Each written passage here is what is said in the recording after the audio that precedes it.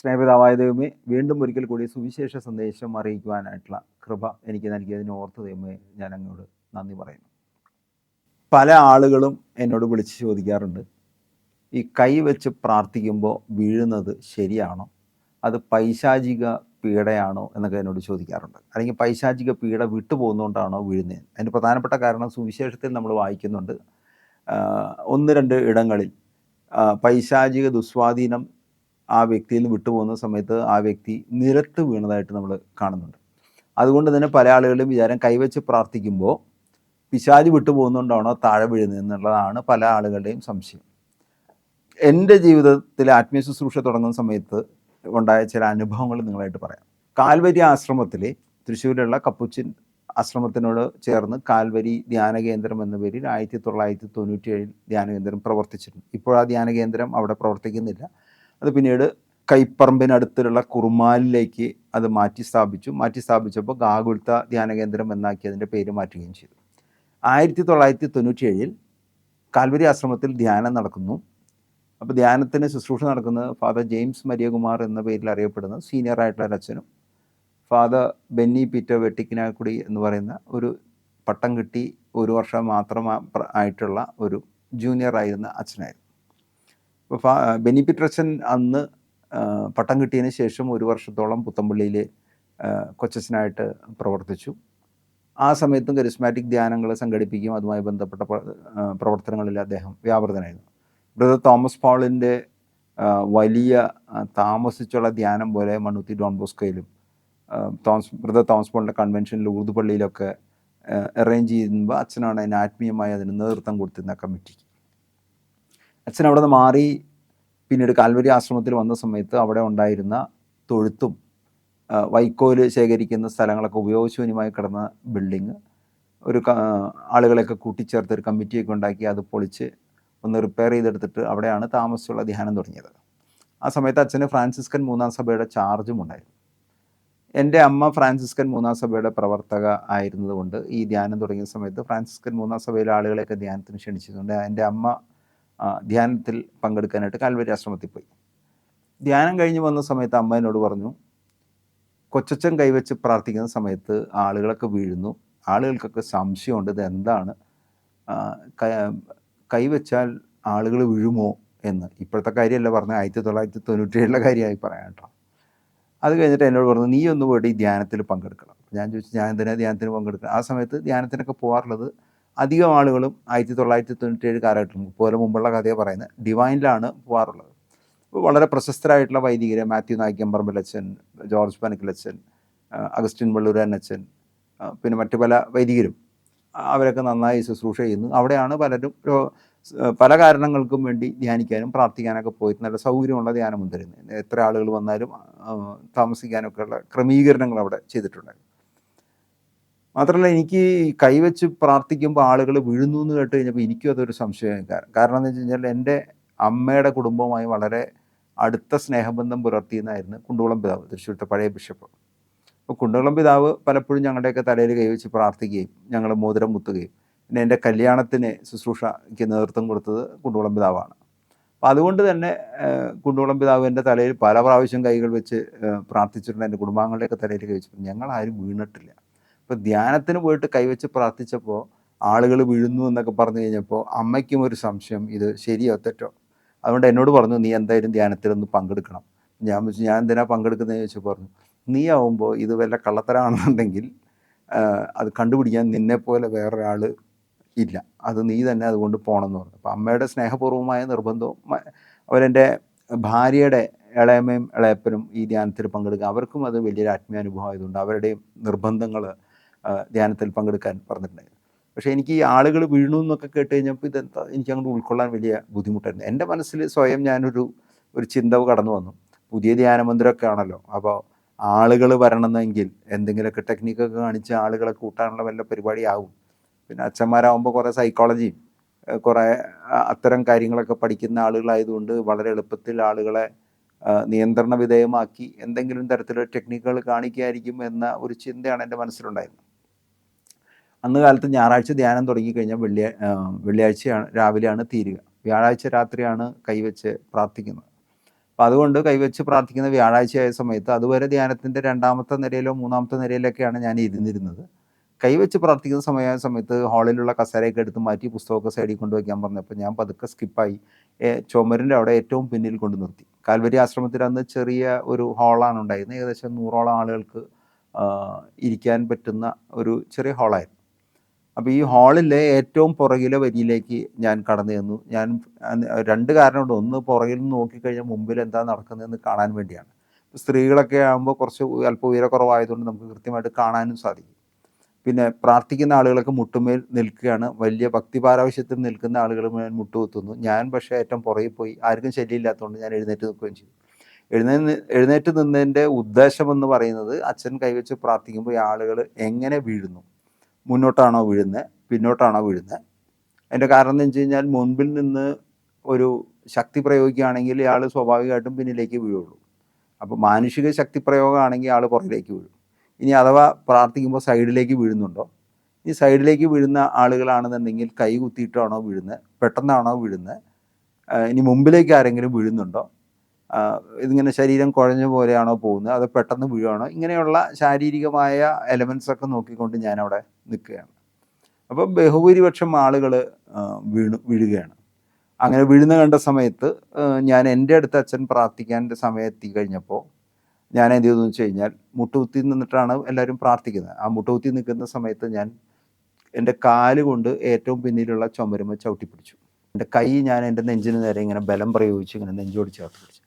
കഴുത്താണെങ്കിലും ഇങ്ങനെ ബലം പിടിച്ച് ഇങ്ങനെ കഴുത്ത് സ്റ്റിഫ്നെക്കാക്കി നിർത്തി. അപ്പോൾ കഴുത്തിൽ ബലം പിടിച്ചിരിക്കുന്നു, കയ്യിൽ ബലം പിടിച്ച് വയ്ക്കുന്നു, ചുമരിൽ ചവിട്ടി പിടിച്ച് നിൽക്കുന്നു. മാത്രമല്ല എല്ലാവരും പ്രൈസ് ദി ലോർഡ്, ഹല്ലേലൂയ, ദൈവമേ നന്ദി എന്നൊക്കെ പറഞ്ഞ് പ്രാർത്ഥിക്കുന്ന സമയത്ത് ഞാനിങ്ങനെ മനസ്സിൽ പറഞ്ഞുകൊണ്ടിരിക്കുകയാണ്, ഈ അച്ഛൻ തലയിൽ കൈവച്ച് പ്രാർത്ഥിച്ചാൽ ഞാൻ ഒരു കാരണവശാലും വീഴില്ല എന്ന് പറഞ്ഞുകൊണ്ടിരിക്കുകയാണ്. അങ്ങനെ പറഞ്ഞുകൊണ്ടിരിക്കുന്ന സമയത്ത് അച്ഛൻ എൻ്റെ അവസാനത്തിൽ വന്ന് എൻ്റെ തലയിൽ കൊണ്ട് കൈവയ്ക്കുന്നു. ആ കൈവച്ചപ്പോൾ എന്താ ഉണ്ടായെന്നുള്ളത് ഞാൻ പറയാതെ തന്നെ നിങ്ങൾക്കറിയാം. നിങ്ങളിൽ ബഹുഭൂരിപക്ഷം ആളുകൾ പറയാൻ പോകുന്ന ഉത്തരം ഞാൻ അച്ഛൻ കൈവച്ച് പ്രാർത്ഥിച്ചപ്പോൾ താഴെ വീണു എന്നായിരിക്കാം ബഹുഭൂരിപക്ഷം പേര് ഉത്തരം. എന്നാൽ ഞാൻ വീണില്ല എന്ന് മാത്രമല്ല, അച്ഛൻ 2 അടി പുറകോട്ട് മാറി വന്ന് എൻ്റെ കണ്ണിലേക്കൊന്ന് ഉറ്റുനോക്കി. സാധാരണഗതിയിൽ അത്യാവശ്യം സൈക്കോളജി പഠിച്ചിട്ടുള്ള ആളുകൾക്കറിയാം, ഐ കോണ്ടാക്റ്റ് എസ്റ്റാബ്ലിഷ് ചെയ്യുക, അല്ല ഗെയ്സിങ് ഇൻറ്റൻഷൻലി ടു ദ ഐസ് എന്നൊക്കെ പറഞ്ഞിട്ട് ഒരാളുടെ നിയന്ത്രണം ഏറ്റെടുക്കാൻ കണ്ണിനെ ഉപയോഗിക്കുന്ന ടെക്നിക്കാണ്. അപ്പോൾ ഇങ്ങനത്തെ വല്ല പരിപാടിയാണോ എന്ന് എൻ്റെ മനസ്സിൽ സംശയം തോന്നിയത് കൊണ്ട് ഞാൻ തിരിച്ച് അച്ഛനെ ഒന്ന് കണ്ണുരുട്ടി ഒന്ന് നല്ലപോലെ ഒന്ന് തിരിച്ചു നോക്കി കഴിഞ്ഞാൽ അച്ഛൻ കണ്ണുകൾ അടച്ചു എന്ന് പറഞ്ഞു കഴിഞ്ഞാൽ അപ്പോൾ എനിക്ക് വലിയ സന്തോഷം. ഞാനിങ്ങനെ മനസ്സിൽ പറഞ്ഞു, അച്ഛൻ്റെ അഭ്യാസമൊന്നും എൻ്റെ അടുത്ത് ചിലവാവില്ല. എന്തായാലും അത് കഴിഞ്ഞ് അച്ഛൻ വീണ്ടും ഒരിക്കൽ കൂടി എൻ്റെ തലയിൽ വളരെ ബലം പ്രയോഗിച്ച് പ്രാർത്ഥിച്ചു. ഞാനാണെങ്കിൽ അതിലും ബലം പിടിച്ച് നിൽക്കുന്നു. എനിക്കൊന്നും സംഭവിച്ചില്ല. അച്ഛൻ പ്രാർത്ഥന ശുശ്രൂഷ കഴിഞ്ഞു. എനിക്ക് ശേഷം 2-3 പേരുണ്ടായിരുന്നു, അവരെ പ്രാർത്ഥിച്ചു, അത് അവസാനിച്ചു. അപ്പോൾ എനിക്ക് വലിയ സന്തോഷം. അപ്പോൾ ഞാൻ തന്നെ എന്നോട് പറയുകയാണ്, അച്ഛൻ്റെ അഭ്യാസമൊന്നും എൻ്റെ അടുത്ത് ചിലവായില്ല. ആ സന്തോഷത്തോടുകൂടി പോകുന്ന സമയത്ത് അത് കഴിഞ്ഞു, ശുശ്രൂഷ കഴിഞ്ഞ് ഭക്ഷണം കഴിക്കാൻ പോയി. ബഹുഭൂരിപക്ഷം ആളുകൾ അവിടെ ഓർമ്മയില്ലാണ്ട് കിടക്കുന്നുണ്ട്. ഞാൻ പോയി ഭക്ഷണം കഴിക്കുന്നു, തിരിച്ചു വരുന്നു. അപ്പോഴേക്കും ഒച്ചയും ബോളമൊക്കെ ആവുന്ന ഒരു 1-1.5 മണിക്കൂർ കഴിഞ്ഞപ്പോഴേക്കും 8 മണിയോടുകൂടി ശുശ്രൂഷ കഴിഞ്ഞു. 9:30 ആയപ്പോഴേക്കും എല്ലാവരും ഹാളിൽ തിരിച്ചെത്തി, കസേരയൊക്കെ ഇട്ടു. വല്ലാതെ തളർന്നു കിടക്കുന്ന ആളുകളെ, അല്ലെങ്കിൽ ഒരു ഗാഠനിദ്രയിലായിരുന്ന ആളുകളെയൊക്കെ അവിടെ മധ്യസ്ഥ പ്രാർത്ഥന ചൊല്ലുന്ന മുറിയിലേക്ക് കൊണ്ടുപോയി. ബാക്കിയുള്ള ആളുകളൊക്കെ, ചില ആളുകളൊക്കെ മുഖമൊക്കെ കഴുകി വന്നപ്പോൾ ഫ്രഷായി കടന്നു. ഇത് കഴിഞ്ഞ് സാക്ഷ്യം പറയലാണ്. ഈ സാക്ഷ്യം പറയുന്ന സമയത്ത് കണ്ടൊരു പ്രത്യേകത എന്ന് വെച്ച് കഴിഞ്ഞാൽ, ഈ വീണുപോയ ആളുകളെല്ലാം വന്നിട്ട് പറയുകയാണ്, ഞങ്ങൾ വീണത് മാതാവിൻ്റെ മടിയിലേക്ക് വീണു, ഞങ്ങളൊരു ആത്മീയ മയക്കത്തിലായിരുന്നു, ദൈവികമായ ദർശനങ്ങൾ കാണുവാനായിട്ട് സാധിച്ചു, മാലാഖമാരെ ഞങ്ങൾ കണ്ടു എന്നൊക്കെ പറഞ്ഞപ്പോൾ ഞാൻ വിചാരിച്ചു, മാലാഖമാരെ കാണുക എന്നൊക്കെ പറയുമ്പോൾ എനിക്ക് ഒരു വലിയൊരു കൺഫ്യൂഷൻ. അതിൻ്റെ ഇടയിൽ വേറെ ചില ആളുകൾ വന്നിട്ട് പറയുന്നു, യേശു ജോർദാൻ നദിയിൽ സ്നാപയോനാൻ്റെ കയ്യിൽ നിന്ന് ജ്ഞാനസ്നാനം സ്വീകരിക്കുന്നത് ഞാൻ കണ്ടു, പരിശുദ്ധാത്മാവ് പ്രാവിൻ്റെ രൂപത്തിൽ വന്ന് നിൽക്കുന്നത് കണ്ടു, താബോർ മലയിൽ 3 കൂടാരങ്ങൾ നിർമ്മിക്കാമെന്ന് പത്രോസ് പറയുന്നത് ഞാൻ കേട്ടു, അല്ലെങ്കിൽ താബോർ മലയിൽ യേശുവിൻ്റെ രൂപാന്തരീകരണം പോലെ നല്ല വെള്ള വസ്ത്രധാരിയായ യേശുവിനെ കണ്ടു, പിന്നെ പിലാത്തോസിൻ്റെ അരമനയിൽ വെച്ച് കൽത്തൂണിൽ കെട്ടി യേശുവിനെ ചമ്മട്ടി കൊണ്ട് അടിക്കുന്നത് കണ്ടു, ബെത്സേദ കൊളക്കടവിലെ രോഗി കട്ടിലും എടുത്തുകൊണ്ട് പോകുന്നത് കണ്ടു, യേശു ഇരിക്കുന്ന ഭവനത്തിൻ്റെ മേൽക്കൂര പൊളിച്ചുകൊണ്ട് ഒരുത്തനെ രോഗിയെ താഴോട്ട് ഇറക്കുന്നത് കണ്ടു, ലാസർ കല്ലറയിൽ നിന്ന് വെള്ള വസ്ത്രം കൊണ്ട് പൊതിഞ്ഞ് കയറുകൊണ്ട് കെട്ടപ്പെട്ട അവസ്ഥയിൽ ലാസർ പുറത്തു വരുന്നത് കണ്ടു. ഇങ്ങനെ സുവിശേഷത്തിലെ പല കാര്യങ്ങളും കണ്ടു എന്ന് പറയും. അപ്പോൾ ആ സമയത്ത് എനിക്ക് വലിയ ദുഃഖമായി. ആ ദുഃഖത്തിൻ്റെ കാരണം എന്താണെന്ന് വെച്ച് കഴിഞ്ഞാൽ ഇവർക്കൊക്കെ ഈ ആത്മീയമായ അനുഭവത്തിലൂടെ കടന്നുപോയ സമയത്ത് എനിക്ക് ഇങ്ങനൊരു ആത്മീയ അനുഭവത്തിലൂടെ കടന്നു പോകാൻ കഴിഞ്ഞില്ലല്ലോ എന്ന ദുഃഖമായിരുന്നു എനിക്ക് ഉണ്ടായിരുന്നത്. അതുകൊണ്ട് തന്നെ ഞാൻ ധ്യാനമൊക്കെ കഴിഞ്ഞ സമയത്ത് അച്ഛനോട് എന്നിട്ട് പറഞ്ഞു, അച്ഛൻ ഒന്നും കൂടെ എനിക്ക് വേണ്ടി ഒന്ന് പ്രാർത്ഥിക്കുക. ആ പ്രാർത്ഥിക്കാൻ പറഞ്ഞതിൻ്റെ കാരണം എന്ന് വെച്ചാൽ ഇങ്ങനൊരു ആത്മീയ മയക്കത്തിലൂടെ കടന്നു. അപ്പോൾ പറഞ്ഞു, അത് നീ പ്രാർത്ഥിച്ചാൽ മതി, പരിശുദ്ധാത്മാവ് വരുമ്പോൾ ശരിയാവും, ഇതിനകത്ത് പ്രത്യേകിച്ച് ടെക്നിക്കൊന്നും ഇല്ലയെന്ന് പറഞ്ഞു വിട്ടു. എനിക്കാണെന്ന് ഇത് അറിയാനുള്ള ആകാംക്ഷ മൂത്തത് കൊണ്ട് അവിടെ എല്ലാ വ്യാഴാഴ്ചയും ഏകദിന പ്രാർത്ഥനയുണ്ട്. 5-10 ആളുകളാണ് പ്രാർത്ഥിക്കാനായിട്ട് വരാറുള്ളൂ. അപ്പോൾ ഞാൻ അത് കഴിയുമ്പോഴും അച്ഛൻ കൈവച്ച് പ്രാർത്ഥിക്കും. അപ്പോഴും ഈ ആളുകളൊക്കെ വീഴുന്നു എന്ന് കേട്ടു. അതുകൊണ്ട് ഞാൻ അന്നത്തെ ദിവസം ജോലിക്കൊന്നും പോവാതെ ഞാൻ എല്ലാ വ്യാഴാഴ്ചയും കാലത്ത് 9 മണി മുതൽ 3 മണി വരെ നടക്കുന്ന ഏകദിന പ്രാർത്ഥന ശുശ്രൂഷ, മധ്യസ്ഥ പ്രാർത്ഥന ശുശ്രൂഷ പോലെയായിരുന്നു. പിന്നീടാണ് അത് ഏകദിന ധ്യാനം പോലെയൊക്കെ ആയത്. അവിടെ ചെല്ലും. അച്ഛൻ അവസാനം വന്നിട്ട് ആരാധന ക്ലോസ് ചെയ്യുന്ന സമയത്ത് വന്ന് തലയിൽ കഴിച്ച് പ്രാർത്ഥിക്കും. ഞാൻ ഒഴികെയുള്ള എല്ലാ ആളുകളും വീഴും, ഞാൻ മാത്രം വീഴുന്നില്ല. എനിക്കാണെങ്കിൽ വലിയ സങ്കടമായിപ്പോയി. കുറച്ച് കഴിഞ്ഞപ്പോൾ അച്ഛനൊരു സെൽ ഗ്രൂപ്പ് ഉണ്ടായിരുന്നു. എല്ലാ ബുധനാഴ്ചയും രാത്രി ഇരുന്ന് പ്രാർത്ഥിക്കുന്ന ഗ്രൂപ്പാണ്. ആ ഗ്രൂപ്പിലുള്ള ആളുകളോട് ഞാൻ ആ ഗ്രൂപ്പിൽ വന്നിരുന്ന് പ്രാർത്ഥിക്കട്ടെ എന്ന് ചോദിച്ചു. അച്ഛനോട് ചോദിച്ചു. അച്ഛൻ വന്നിരുന്ന് പ്രാർത്ഥിച്ചോളാം പറഞ്ഞു. അതിൻ്റെ കാരണം എന്ന് വെച്ച് കഴിഞ്ഞാൽ ആ ഗ്രൂപ്പിലെ പ്രാർത്ഥന കഴിയുമ്പോൾ അച്ഛൻ കൈവച്ച് പ്രാർത്ഥിക്കുന്ന ആളുകൾ വീഴും. അപ്പോൾ ഈ വീഴുമ്പോൾ എന്താ സംഭവിക്കുകയെന്ന് അറിയാനുള്ള തീവ്രമായ ആഗ്രഹമാണ് ഇതിലേക്ക് എന്നെ നയിച്ചത്. അപ്പോൾ ബുധനാഴ്ച രാത്രി മധ്യസ്ഥ പ്രാർത്ഥനയ്ക്ക് പോകുന്നു, പ്രാർത്ഥിക്കുന്നു. ഞാനൊഴികെ എല്ലാ ആളുകളും വീഴുന്നു. വ്യാഴാഴ്ച ഏകദിനത്തിൽ പോയിരുന്ന് അവിടെ ഇരുന്ന് മധ്യസ്ഥ പ്രാർത്ഥനയ്ക്ക് ഇരിക്കുന്നു, പകൽ മുഴുവൻ ഇരിക്കുന്നു, അച്ഛൻ പ്രാർത്ഥിക്കുന്നു, ഞാനൊഴികെയുള്ള ആളുകളൊക്കെ വീഴുന്നു. അപ്പോൾ ഇത് എനിക്ക് വലിയ അസ്വസ്ഥയ്ക്ക് കാരണമായി. ഞാനിങ്ങനെ പ്രാർത്ഥിക്കാൻ പോകുന്നത് കണ്ടപ്പോൾ ഭാര്യയും പ്രാർത്ഥനയ്ക്ക് വരാൻ തുടങ്ങി. കുട്ടികളൊക്കെ സ്കൂളിൽ പോയി കഴിഞ്ഞാൽ പ്രത്യേകിച്ച് ജോലികളൊക്കെ ഒന്ന് ഒതുക്കി കഴിയുമ്പോൾ ഭാര്യയും കൂടെ വന്ന് ജോയിൻ ചെയ്യാൻ തുടങ്ങി.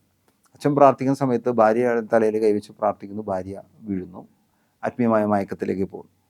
എനിക്ക് അപ്പോഴും യാതൊരു കുലുക്കമില്ല. അപ്പോൾ ഭാര്യ എന്നോട് വിളിച്ചു പറയാറുണ്ട്, ഈ കല്ലാണ് ഹൃദയത്തെ എടുത്തു മാറ്റി മാംസളമായ ഒരു ഹൃദയം തരണം എന്ന് എസെക്കിയേൽ പ്രവചന പുസ്തകത്തിൽ പറയുന്നുണ്ട്.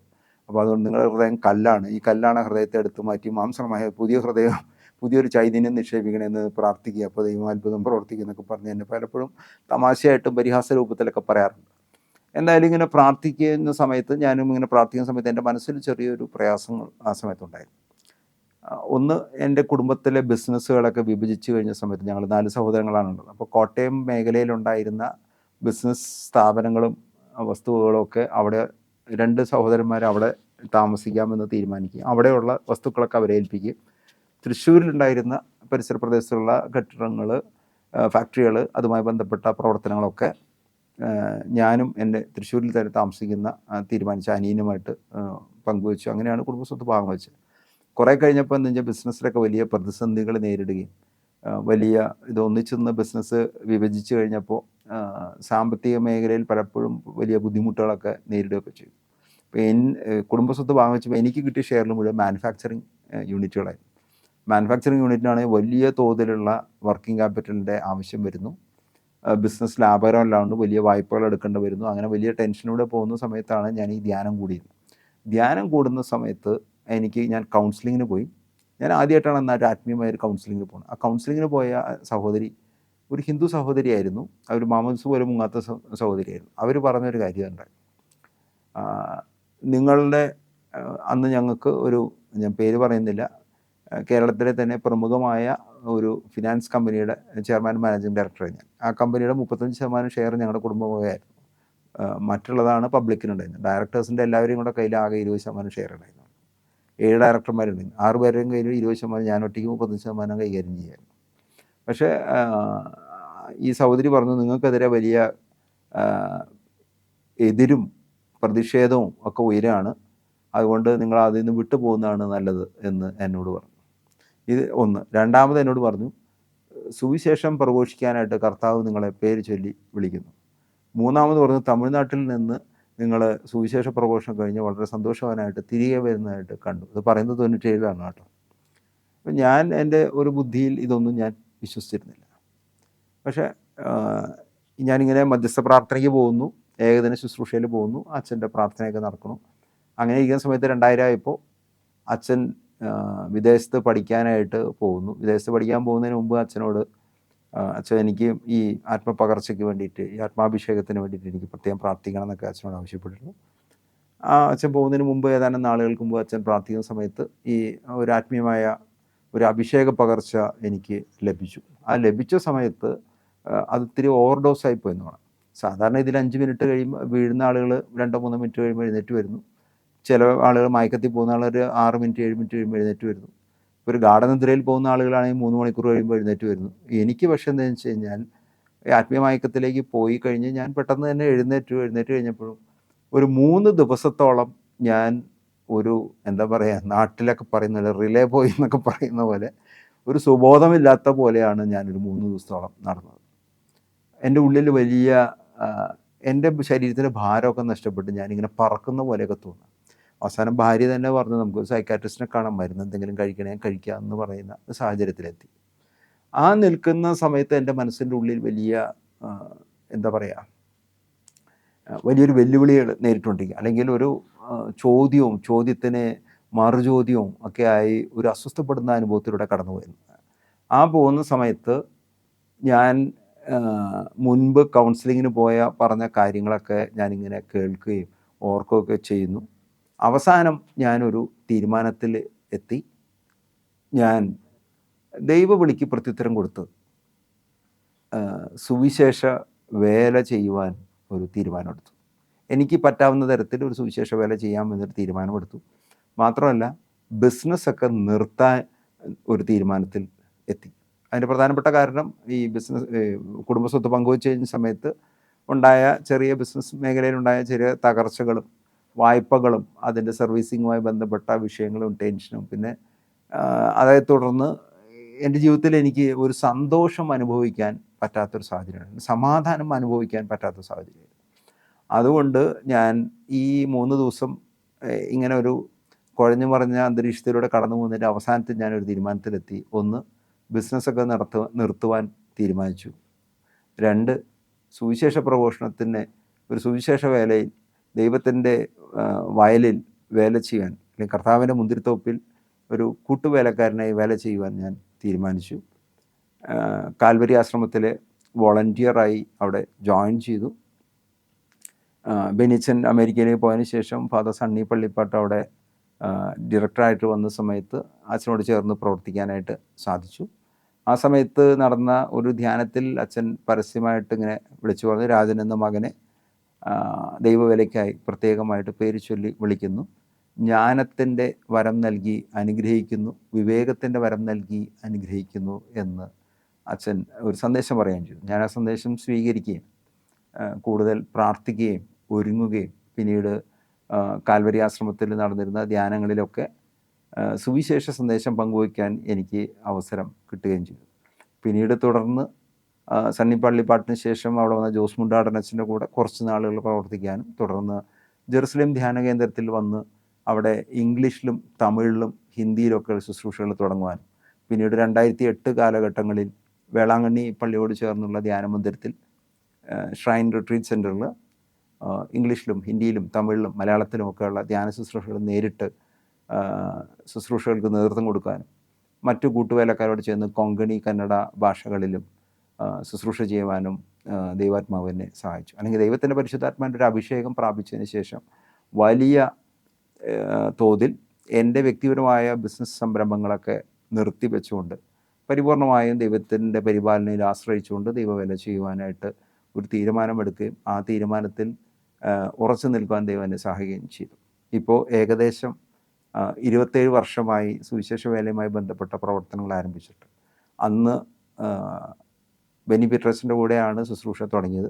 ഇപ്പോഴും ഈ 27 വർഷം കഴിഞ്ഞിട്ട് ബെന്നി പീറ്റർ അച്ഛനുമായി ബന്ധപ്പെട്ടുകൊണ്ട് ഗാകുൽത്ത ധ്യാന കേന്ദ്രത്തിലെ ശുശ്രൂഷയിൽ ഇപ്പോഴും തുടർന്ന് പ്രവർത്തിക്കാൻ ദൈവാത്മാവ് എന്നെ സഹായിച്ചു. അപ്പോൾ ദൈവത്തിൻ്റെ പരിശുദ്ധാത്മാവിൻ്റെ അഭിഷേക പകർച്ച കരങ്ങളെ വെച്ച് പ്രാർത്ഥിക്കുന്ന സമയത്ത് ലഭിക്കുന്നു. അതിൽ വിശ്വസിക്കുകയും ആ വിശ്വാസത്തിനനുസരിച്ച് പ്രാർത്ഥിക്കുകയും പ്രവർത്തിക്കുകയും ചെയ്യുന്ന സമയത്ത് ദൈവാത്മാവ് നമ്മളെക്കുറിച്ചുള്ള പദ്ധതി എന്താണോ, നമ്മൾ ജർമ്മിയ പ്രവചന പുസ്തകത്തിൽ എപ്പോഴും പറയുന്നൊരു വാക്യമുണ്ട്, 29-ാമത്തെ അധ്യായത്തിൽ 10-11 വാക്യം, ദൈവത്തിന് ഇതിനെക്കുറിച്ചൊരു പദ്ധതിയുണ്ട്, അത് നിൻ്റെ നാശത്തിന് വേണ്ടിയുള്ള, നിൻ്റെ ക്ഷേമത്തിന് വേണ്ടിയുള്ള, ഐശ്വര്യത്തിന് വേണ്ടിയുള്ള പദ്ധതിയാണ്. അപ്പോൾ ദൈവമേ എന്നെക്കുറിച്ച് അങ്ങയുടെ പദ്ധതി എന്താണ്? ഇപ്പോൾ എല്ലാവരെക്കുറിച്ചുള്ള പദ്ധതി സുവിശേഷം പ്രഘോഷിക്കുക എന്നുള്ളതായിരിക്കില്ല. വിവിധങ്ങളായിട്ടുള്ള ശുശ്രൂഷയുണ്ട്. എഫെസോസ് ലേഖനത്തിൽ 4-ാമത്തെ അധ്യായത്തിൽ 11-ാമത്തെ വാക്യം വായിക്കുന്ന സമയത്ത് പറയുന്നത് പാസ്റ്റേഴ്സ്, പുരോഹിതന്മാരെയും പ്രവാചകന്മാരെയും പ്രഘോഷകരെയും ഉപദേശപരമുള്ളവരെയും വിവിധങ്ങളായി ശുശ്രൂഷ ചെയ്യുന്ന ആളുകളെ, 5 തരം ശുശ്രൂഷ ചെയ്യുന്ന ആളുകളെ ദൈവാത്മാവ് വിളിക്കുന്നു. ഇത് സഭയെ പണിതുയർത്താൻ വേണ്ടിയാണ്. അപ്പോൾ സഭയെ പണിതുയർത്താനുള്ള ഈ വിളിയിൽ ദൈവാത്മാവ് നൽകുന്ന പ്രേരണ അനുസരിച്ച് മുന്നോട്ട് കൊണ്ടുപോകാൻ പരിശുദ്ധാത്മാവ് നമ്മളെ സഹായിക്കും. തുടർന്ന് വിവിധ ബൈബിൾ കോഴ്സുകൾ പഠിക്കുവാനും, ബൈബിൾ ഇപ്പോൾ സാധാരണഗതിയിൽ ഡോക്ടറേറ്റ് എടുത്ത അച്ഛന്മാരൊക്കെയാണ് ബൈബിൾ പഠിപ്പിക്കാറുള്ളത് കത്തോലിക്ക സഭയിൽ. പക്ഷെ പല സ്ഥലങ്ങളിലും ചെന്ന് ബൈബിളിലെ പ്രത്യേക വിഷയങ്ങളുടെ അടിസ്ഥാനത്തിലുള്ള ബൈബിൾ ക്ലാസ്സുകൾ നടത്തുന്നതിനും വിവിധ കോഴ്സുകൾ ഞാൻ അറ്റൻഡ് ചെയ്ത കോഴ്സുകളുടെ നോട്ട്സിനെയൊക്കെ പരിഷ്കരിച്ചുകൊണ്ട് വിവിധ കോഴ്സുകൾ നടത്തുവാനും ദൈവാത്മാവ് സഹായിക്കുന്നു. ശുശ്രൂഷയിൽ നിലനിൽക്കാൻ സഹായിക്കുന്നു.